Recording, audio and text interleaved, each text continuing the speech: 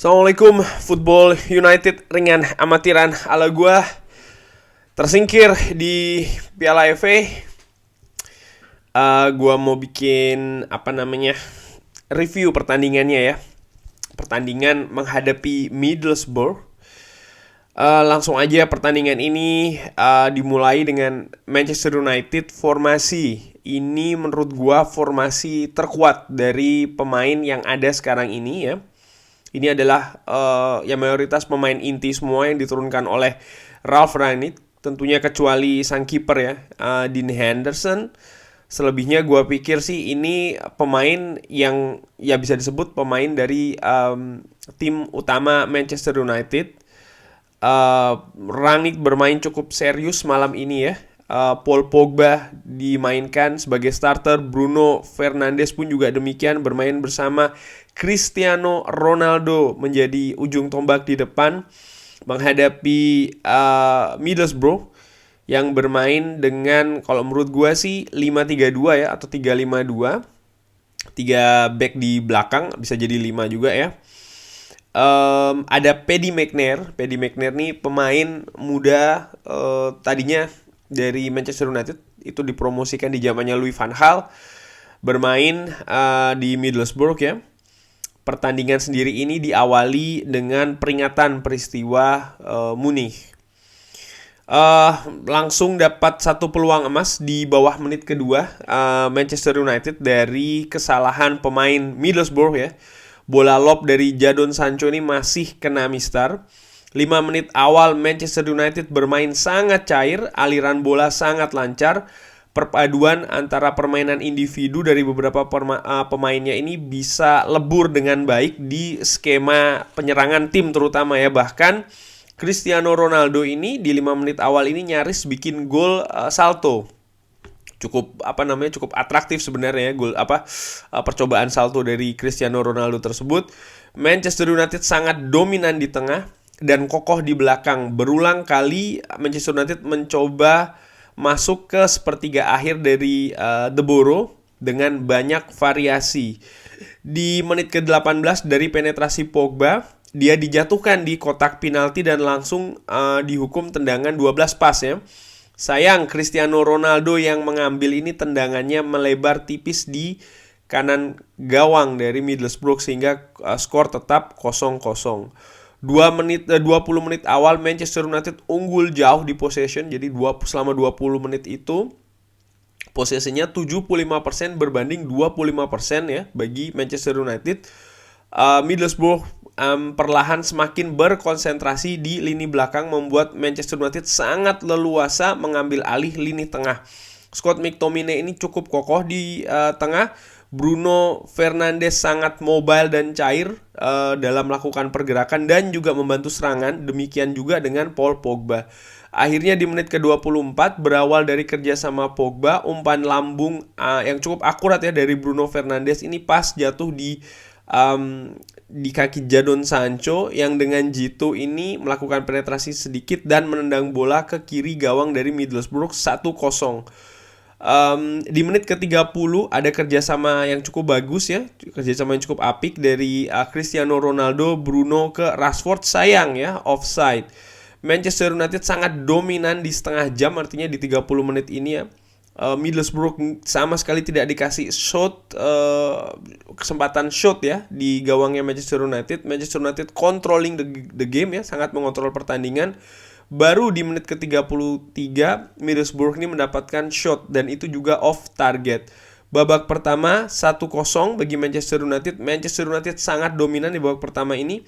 Sangat bisa lebih sebenarnya ya untuk bisa mencetak lebih dari 1 gol. Ada penalti yang gagal, ada yang kena mistar, beberapa ada yang kena save dari kiper Middlesbrough ya. Tapi gue puas dengan permainan di babak pertama ini. Dengan komposisi terkuat, Manchester United sangat terlihat unggul secara kualitas. Secara mental, gue juga melihat pemain ini sangat enjoy dan sangat menikmati. Plus juga sangat semangat dalam menunjukkan determinasi yang cukup bagus ya. Statistik di babak pertama ini, untuk pertandingan babak pertama ini Manchester United unggul possession 67% berbanding dengan 33%. Dan ya total shotnya 14 berbanding 1 ya. Manchester United dapat 3 big chances luar biasa. Dari 3 ini hanya satu yang bisa bikin terjadi gol ya. Save dari kiper Middlesbrough bisa dilihat ya, di babak pertama ini dia melakukan 5 save. Sangat luar biasa sebenarnya kiper Middlesbrough di babak pertama ya. Dan kalau bisa dilihat posisi pemain Manchester United yang lebih dominan ya, posisi pemainnya tuh kurang lebih seperti ini ya, bisa dilihat nih, gua kasih screenshotnya. Dan ketika masuk ke babak kedua, Manchester United nih langsung ambil inisiatif dan tampil dominan ya. Langsung dapat beberapa peluang matang dari Rashford dan juga Cristiano Ronaldo.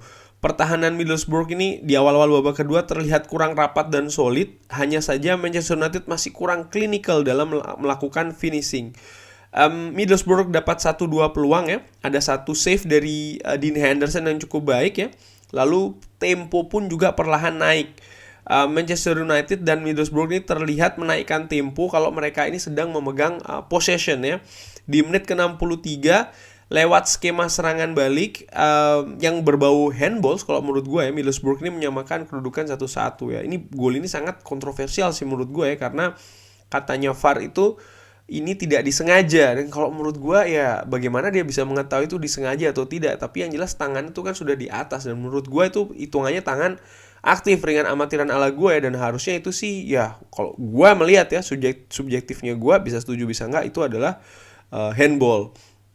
Setelah menyamakan kedudukan, Middlesbrough tampil lebih percaya diri walau masih dalam tekanan ya, tapi dengan akurasi passing serta tempo yang lebih tinggi ketika melakukan counter dan mulai sering merepotkan lini belakang dari Manchester United. Sementara serangan Manchester United seperti membutuhkan solusi ya di depan, walau frekuensi serangan masih sangat tinggi, plus kiper Middlesbrough sekali lagi yang tampil cukup baik. Di menit ke-70, Bruno Fernandes ini tendangannya kena tiang ya, setelah dia berhasil menyerobot bola, tapi sayang shotnya ini lagi-lagi kena tiang, kurang beruntung menurut gue. Di menit ke-80 ada double substitution ya, Elanga dan Fred masuk, Pogba dan Rashford ini keluar. Fred ini cukup luar biasa ditampilkan oleh Rangnick langsung ya, walaupun dia sendiri ini masih dalam keadaan jet lag kalau menurut Rangnick yang bilang ya di konferensi pers sebelum pertandingan. Manchester United terus mencoba berbagai variasi penetrasi, ada beberapa momentum, tapi masih belum bisa menjebol gawang Middlesbrough. Akhirnya 90 menit ini selesai, kedudukan 1-1. Nah, statistik di babak kedua ya, ini Manchester United masih sangat dominan di ball possession, 69% berbanding 31%, total shot 10 berbanding 4. Bisa dilihat Manchester United masih unggul ya di segala sisi permainan. Save dari kiper Middlesbrough ini 2, menurun ya dari yang babak pertama. Artinya tekanan di babak pertama lebih banyak in terms of kualitas kalau menurut gue bagi Manchester United. Dan masuk ke extra time, Varane ini digantikan oleh Phil Jones. Manchester United langsung tancap gas ambil inisiatif, karena kalau gue melihat Manchester United ini rugi sebenarnya kalau sampai pertandingan ini harus sampai ke adu penalti. Kenapa? Karena sampai dengan sebenarnya awal extra time, Manchester United itu masih punya peluang lebih bagus untuk lolos seandainya permainan ini selesai di perpanjangan waktu ya. Tapi kalau seandainya sudah ke adu penalti, maka balik lagi, yang tadinya Middlesbrough kemungkinan lolosnya di bawah 50% naik menjadi 50%. Sementara Manchester United yang tadinya di atas 50% turun menjadi 50%, karena adu penalti sejatinya ini kalau menurut gue 50% berbanding 50% lagi ya. Menit ke-9 di extra time ini Sancho tampak tertarik hamstringnya dan diganti oleh Juan Mata ya. Manchester United terus mencoba masuk, cari momentum, cari peluang. Middlesbrough justru semakin rapat dengan sesekali counter. Possession ini dikuasai Manchester United tapi belum bisa memecah kebuntuan. Awal babak kedua di extra time, Bruno Fernandes dapat peluang sundulan yang bisa di save tipis ya, fingertips itu. Save dari kiper Middlesbrough, tapi wasit tidak melihat penyelamatan, kena ujung jari ya. Akhirnya tidak dikasih tendangan pojok tapi hanya goal kick. Dan akhirnya pertandingan di extra time ini selesai 1-1 ke adu penalti. Di adu penalti menurut gue nggak mau berkomentar soal masalah Dean Henderson yang tidak bisa membaca dan lain-lain menurut gue, karena itu kalau menurut gue ya, dengan amatiran namanya adu penalti itu faktor lucknya besar sebenarnya ya, karena ya banyak faktor di sana, bukan cuma skill menendang tapi juga mental dan lain-lain. Dan Manchester United hampir semua pemainnya sukses kecuali Anthony Elanga yang bolanya melambung ya. Akhirnya Middlesbrough yang berhasil menyingkirkan Manchester United di adu penalti. Ini bukan yang pertama kali Manchester United disingkirkan Middlesbrough di adu penalti.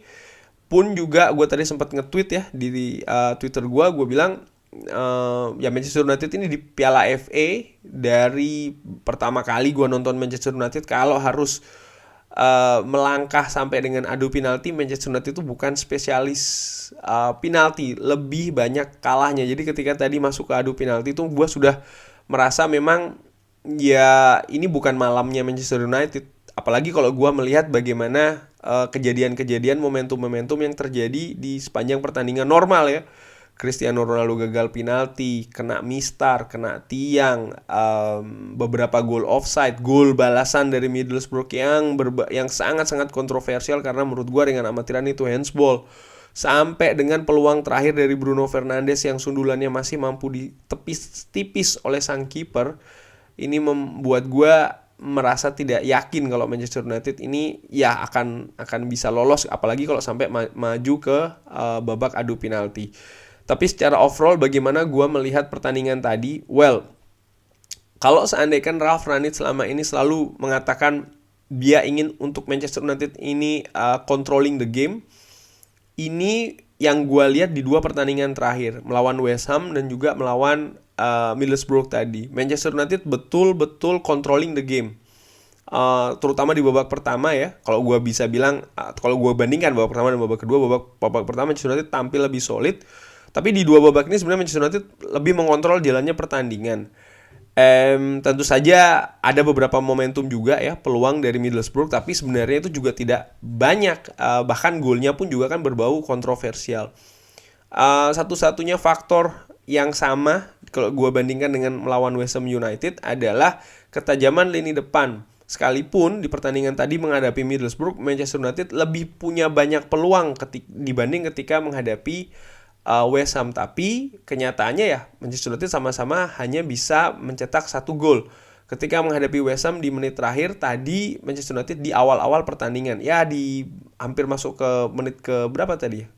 20 sekianan kalau tidak salah dari seorang Jadon Sancho. Tapi setelah itu Manchester United menit ke 25 lebih tepatnya. Tapi setelah itu Manchester United gagal untuk menambah gol. Walaupun sekali lagi ya Manchester United punya ada dua kena tiang, satu kena mistar, dan juga gagal penalti. Tapi ya kalau dan dilihat dari total statistik, Manchester United ini 30 kali shot, 9 shot on target, 16 shot off target ya.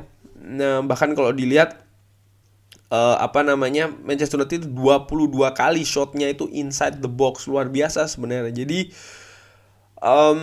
ya gue mau bilang ini tidak beruntung ya, gue pikir ya sebenarnya tidak beruntung juga ya, karena pemain Manchester United tadi juga sudah berusaha banyak melakukan variasi, penetrasi, crossing, umpan 1-2 di dalam. Kiper dari Middlesbrough juga banyak melakukan penyelamatan. Dan di sepak bola ya seperti ini, kadang tim yang menguasai pertandingan lebih banyak peluang ya tidak mendapatkan hasil yang lebih baik, tidak mendapatkan hasil maksimal. Dan ini tentu saja sering terjadi juga ya di sepak bola. Tapi kalau seandainya ngomong teknis ya Manchester United tadi memang tidak cukup hanya mencetak 1 gol. Memang betul ada dua momentum kena tiang, ada juga penalti yang gagal, tapi sekali lagi mencetak 1 gol itu tidak cukup ya, apalagi di pertandingan tadi. Paling tidak Manchester United harus bisa kill the game, dan tadi itu yang tidak dilakukan oleh Manchester United sepanjang 2 kali 45 menit plus perpanjangan. Apakah ini terkait dengan kedalaman squad? Ya bisa jadi enggak ya, karena tadi ketika Jadon Sancho minta diganti, gue langsung berpikir siapa yang akan dimainkan di sana. Memang pilihannya ada Elanga, ada Matchbury, ada Juan Mata, tapi ya cuman itu saja, tidak ada yang lain gitu ya. Terus gue tadi sempat berpikir juga Cristiano Ronaldo, karena tadi Cristiano Ronaldo tampak cukup frustasi ya di pertandingan tadi, tidak cukup banyak mendapatkan momentum-momentum yang sangat matang ya kan. Gue tadi sempat berpikir untuk menambah pemain serang lagi, tapi siapa? Ya pilihannya tidak banyak, dan sekali lagi inilah yang gue bilang dengan kedalaman squad ya. Kita meminjamkan Anthony Martial, kita meminjamkan Amad Diallo, Mason Greenwood kena kasus, Donny van de Beek pun juga demikian. Tadi gue sempat berpikir, wah ini kalau seandainya ada Donny van de Beek, ini bagus gitu ya, karena Donny van de Beek itu kan dia tipe orang yang merusak ya, artinya merusak dengan cara masuk ke dalam pertahanan, mencari celah ya, ataupun kadang menyediakan ruang bagi timnya, pemain lain ya. Dan itu mungkin salah satu solusi tadi sebenarnya. Cuman ya dia tidak ada lagi di tim, jadi tipis ya. Kalau gue ngeliat tadi, yang pendapat gue sih mengenai pertandingan tadi ya, inilah squad Manchester United yang ada. Tentunya memang tadi tidak ada seorang Edinson Cavani, dan apakah akan merubah keadaan kalau seandainya ada Edinson Cavani? Ya paling tidak akan menambah pilihan bagi Ralf Rangnick untuk mencari solusi di depan yang tadi menurut gue juga sebenarnya kalau dibilang kita buntu ya bisa tidak, karena kita juga memiliki banyak peluang. But ya menurut gua dengan amatiran, mungkin banyak yang tidak setuju, nggak apa-apa. Menurut gua sih, gua mengatakan tadi ini kita tidak beruntung, sangat-sangat tidak beruntung. Memang betul kita hanya mencetak 1 gol, tapi harusnya kita bisa mencetak lebih banyak gol. Dan kita sudah mencoba, kiper lawan tampil bagus. Ya kita kurang klinikal di depan, tapi ada 2 yang kena mistar plus ada 1 penalti yang gagal. Dan ya dengan hasil ini maka berarti Manchester United selesai di Piala FA tahun ini, di kompetisi yang gua bilang Manchester United ini sebenarnya punya peluang lebih besar dibandingkan 2 kompetisi yang lain untuk mengakhirinya dengan trofi, tapi faktanya kita gagal. Kalau seandainya ada di 2 kompetisi selanjutnya, tapi ini sebenarnya gue juga sudah bilang kan, bahwasannya yang di episode atau di video gue tentang harapan gue musim ini, ya gue sebenarnya tidak begitu menaruh harapan juga ya. Tapi ya tadinya gue berpikir Manchester United bisa melangkah lebih jauh lah paling tidak di Piala FA ini, tapi itu tidak terjadi. Sekarang tinggal 2, Champions League dan Premier League. Premier League menurut gue sudah dicoret ya, karena ya kita ngomong realistis saja, tidak mungkin. Bagaimana dengan Champions League, gue pikir juga cukup sulit ya, karena tim di sana tentunya lebih sulit lagi, dan tim Manchester United sendiri ini masih dalam tahap berproses. Lihat saja tadi memang formasi 4-3-3, tapi komposisi pemainnya berubah lagi yang diturunkan oleh Rangnick ya kan. Tentunya ada penambahan dari Paul Pogba. Gue tadi sempat berpikir ya, khusus untuk Paul Pogba, kita tadi memang menguasai, tapi jangan lupa loh, kita ini secara individu dan juga secara kolektif, kita secara teknis ini lebih baik dari Middlesbrough. Artinya kalau kita menghadapi tim yang punya lini tengah mungkin lebih fisikal, lebih bagus ya kan, atau secara teknis juga berimbang atau bahkan lebih bagus dari Manchester United, mungkin Scott McTominay akan bekerja lebih keras ya, kalau gue pikir. Tapi kenyataannya ya tadi, intinya kita tadi menguasai juga tidak lepas dari kualitas Middlesbrough yang secara individu maupun kolektif memang di bawah dari skuad Manchester United. Manchester United tadi tampil dengan skuad utamanya kalau menurut gue. Cuman ya inilah perjalanan Manchester United. Sekarang harapan gue sebenarnya hanya di Liga ya, lebih kita supaya bisa finish di 4 besar itu menurut gue suatu mungkin suatu keharusan kali ya. Sementara Champions League ya mudah-mudahan bisa berjalan lebih jauh lagi. Cuman ya ini tadi solusinya harus dicari oleh Rangnick, seperti yang gue sebutkan juga ketika menghadapi West Ham. Sekarang pertahanan kita sebenarnya juga jauh lebih bagus dibandingkan dengan masa sebelum Rangnick datang, tapi permasalahan sekarang ada di lini depan, walaupun sekali lagi tadi kita menciptakan cukup banyak momentum. Kurang lebih demikian. Kalau teman-teman ada pendapat lain ya tentang penilaian pertandingan tadi, ya kita tersingkir, apa memang kita ini beruntung, tidak beruntung, atau memang kita bermain jelek, silahkan, nggak apa-apa, berbeda pendapat. Gue tidak ngejudge atau menilai ini dan itu, bebas-bebas saja, asalkan sopan ya. Jangan lupa like, sholat, and subscribe. Selamat weekend ya, tetap jaga kesehatan, tetap jaga prokes. Wassalamualaikum warahmatullahi wabarakatuh.